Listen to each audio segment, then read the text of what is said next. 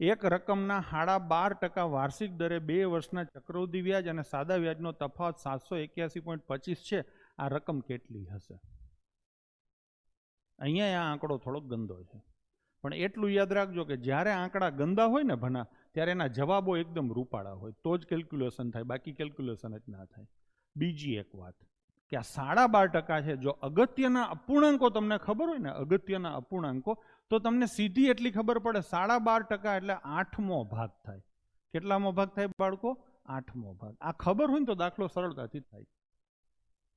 ચક્રવૃદ્ધિ વ્યાજ અને સાદા વ્યાજનો તફાવત 781 છે. તમને બધાને ખબર છે કે ચક્રવૃદ્ધિ વ્યાજ વધારે હોય એટલે એમાંથી હું સાદું વ્યાજ બાદ કરું તો જવાબ શું આવે? 781.25. હા કે નહીં? ચક્રવૃદ્ધિ વ્યાજની ગણતરી કેટલી થાય? તો કે પહેલા વર્ષનું ચક્રવૃદ્ધિ વ્યાજ 12.5% થાય.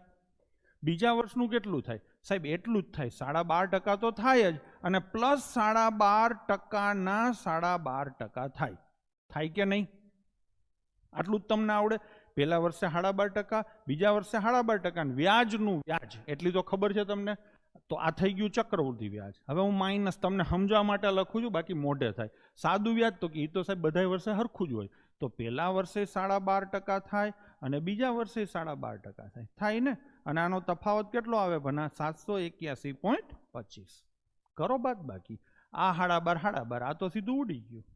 તો આ 12.5 એટલે કોઈ પણ સંખ્યાનો 8મો ભાગ. હવે આને લખો 8મો ભાગ. 1/8 ના એટલે 1/8.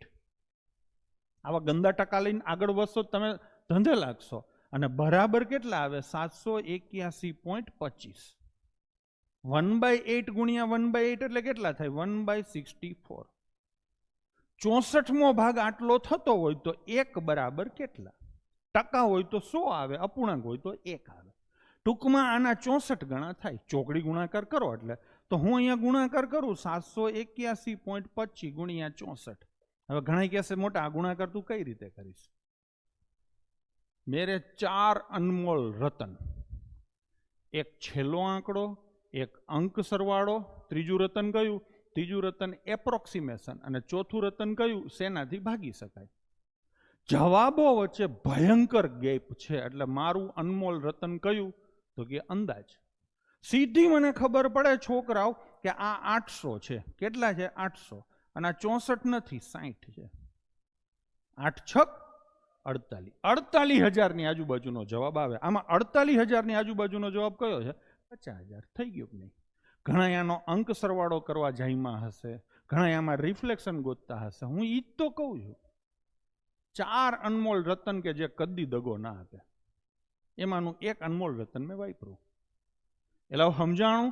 બાકી આ દાખલાને તમે જો હવે ફરીથી એકવાર લઉં છું. ઘણા એના લાંબુ લાગ્યું સાહેબ તે બોર્ડ ચિત્રી દીધું. ના, બોર્ડ નથી ચિત્રું.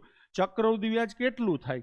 તો કે ચક્રવૃદ્ધિ વ્યાજ 1/8 પ્લસ 1/8 અને પ્લસ 1/8 ના 1/8 થાય. સાદું વ્યાજ કેટલું થાય? તો કે 1/8 અને 1/8 માઇનસ કરો તો આ સીધું જ ઉડી જાય. હવે તમે સમજી ગયા છો એટલે ખબર પડે. તો 1/64 બરાબર 780. અંદાજો જ લખો ને, તો ગુણ્યા 64 કરવું એટલે જવાબ. આ ગુણાકાર કરી નાખો. હિસાબ થઈ ગયો સીધો.